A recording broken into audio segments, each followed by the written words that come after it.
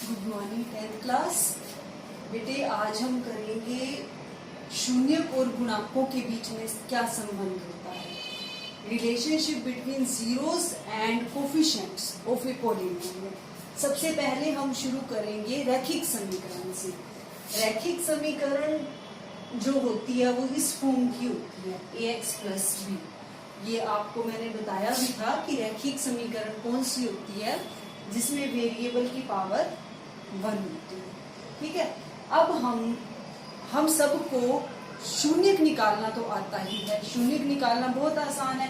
शून्यक किसी भी इक्वेशन का, किसी भी पॉलिनोमियल का हम कैसे निकालते थे, उसको 0 के बराबर रख के, शून्य के बराबर रख के, है ना। तो यहाँ से हमारा जो शून्यक आता था वो क्या आता है, -b/a, है ना। ये मैंने आपको जनरल फॉर्म करके दिखाया है, आप याद करो। जैसे हमारे पास ये कोई रैखिक समीकरण पड़ी है, ठीक है, इसको मैंने शून्य निकालने के लिए शून्य के इक्वल रखा, तो ये आया 4x = -7, x क्या आया -7/4। ये हमारा शून्य था। शून्य क्या होता है, क्या था शून्य? शून्य x की वो वाली वैल्यू थी, x का वो वाला मान था जिसे अगर मैं पॉलिनोमियल में रखूं तो पॉलिनोमियल किसके बराबर हो जाए, शून्य के बराबर। ये रख के देखो, आ रहा है ना शून्य, ठीक है। तो मैंने आपको ये जनरल फॉर्म में करके दिखाया, ax प्लस b, x क्या आया -b/a। अब b क्या है और a क्या है, इसको चेक करो आप। अगर इस रैखिक समीकरण का शून्य -b/a होता है तो b हमारा क्या होता है, b क्या है इस इक्वेशन में? b क्या है? b होता है कांस्टेंट टर्म, अचर पद, ठीक है, जिसे हम हिंदी में कहते हैं अचर पद, ठीक है, जिसकी जो वैल्यू होती है वो क्या होती है, फिक्स होती है, ठीक है, अचर पद, कांस्टेंट टर्म। ठीक, b तो हो गया हमारी कांस्टेंट टर्म, ठीक है। और a क्या है? a इस इक्वेशन में, रैखिक समीकरण में a क्या है, x का कोफिशिएंट। कोफिशिएंट मींस जो वेरिएबल के साथ गुना हो रहा है, यानी गुणांक, x का गुणांक। क्या है x का गुणांक? a के बारे में ही हमने देखना है ना कि b क्या है और a क्या है। a क्या है? x का गुणांक, यानी x का कोफिशिएंट। तो मैं यहाँ क्या लिखूंगी इसको, x का गुणांक,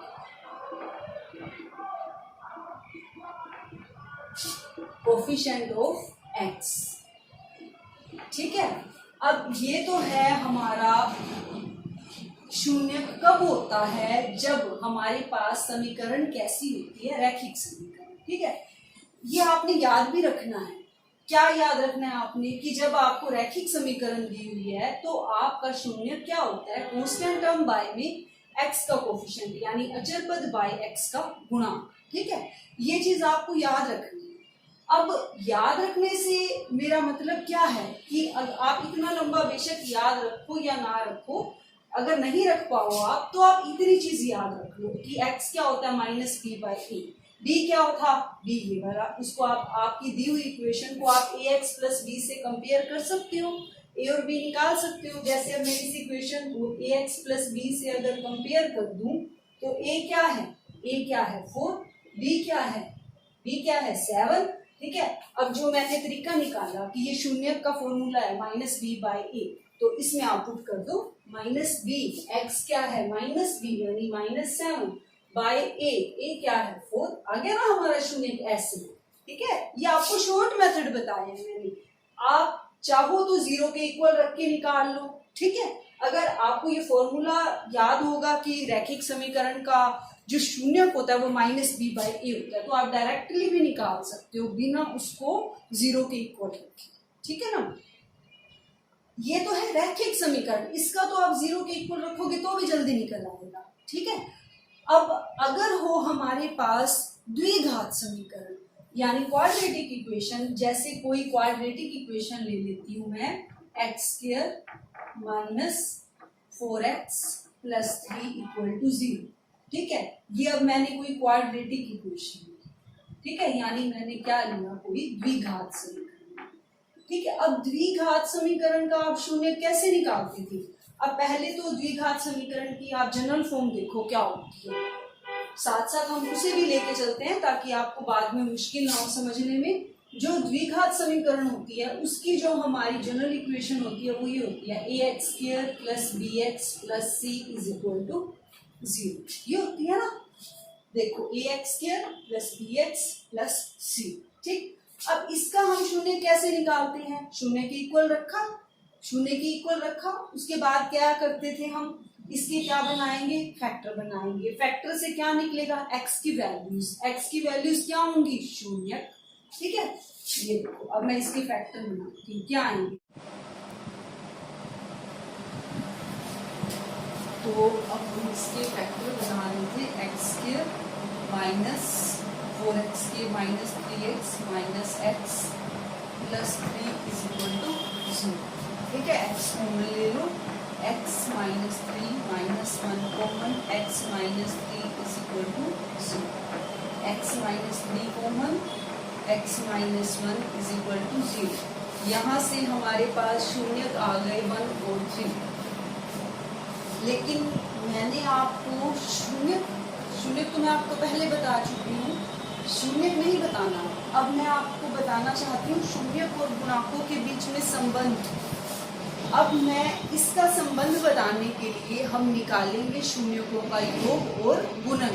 ठीक है, अब मेरे पास ये शून्य का, अब मैं क्या निकाल लेती हूँ, शून्यकों का योग।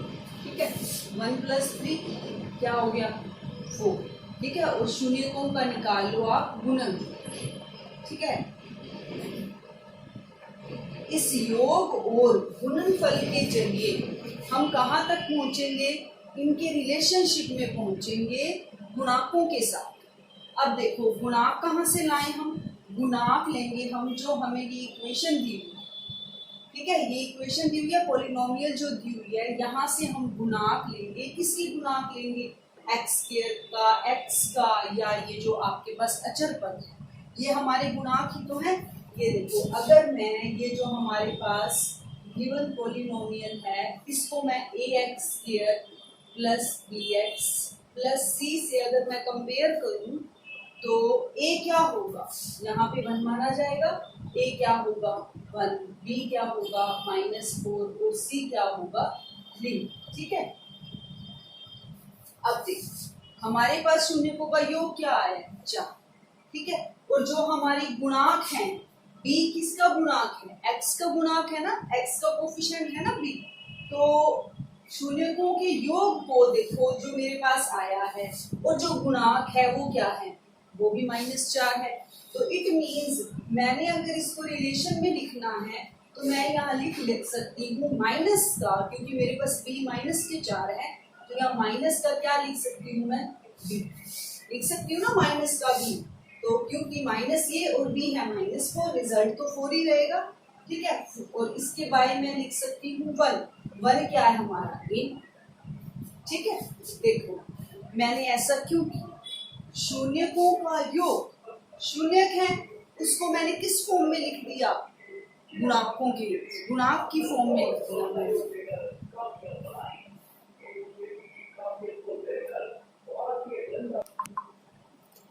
शून्यकों को मैंने गुणांक, शून्यकों के योग को मैंने गुणांक की फॉर्म में लिख दिया। इट मीन्स मैंने शून्यकों और गुणांकों के बीच में एक संबंध दिखा दिया।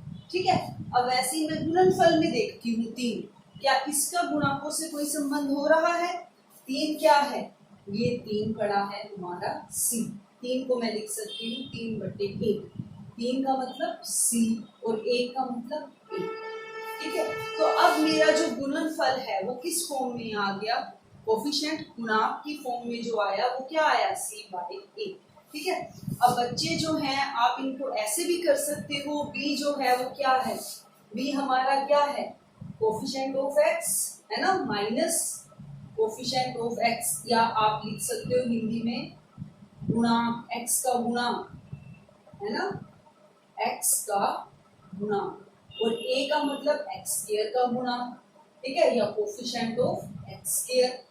ठीक है, इधर c को आप क्या लिख सकते हो, अचर पद यानी कांस्टेंट टर्म, और a क्या है हमारा, कोफिशिएंट ऑफ x²।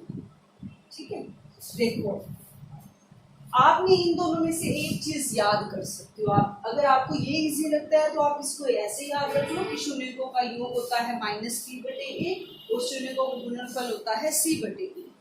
अगर आप ऐसे याद नहीं रखना चाहते तो आप ऐसे याद रखो, शून्यकों का योग क्या होता है, coefficient of x minus coefficient of x bye coefficient of x square, और शून्यकों का गुणनफल क्या होता है, कांस्टेंट टर्म यानी अचर पद बटे में x स्क्वायर का गुणा कोफिशिएंट ऑफ x स्क्वायर। ठीक है, मैं जो है आपको ये प्रेफर करूंगी कि आप इसको लर्न करें। ठीक है, ये ज्यादा इजी रहता है लर्न करने में भी और काम करने में भी। ठीक है, तो अब मैंने जो है आपको ये रिलेशन बताया है अभी शून्यकों के योग और गुणनफल में। अब मैं इस पे बेस्ड आपके 2 एग्जाम्पल हैं वो करवाऊंगी। वो जो मैं आपको एग्जाम्पल करवाऊंगी उससे आपको ये और ज्यादा क्लियर हो जाएगा। अभी तक तो थोड़ा क्लियर नहीं हुआ होगा, लेकिन आप पेशेंस रखो, मैं आपको एग्जाम्पल करवाती हूँ और ध्यान से आप सुनते हो। ठीक है,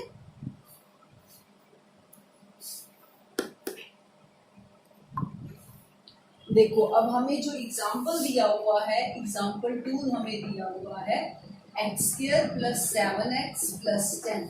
हमने इसके क्या निकालने हैं, शून्यक निकालने हैं हमने इसके।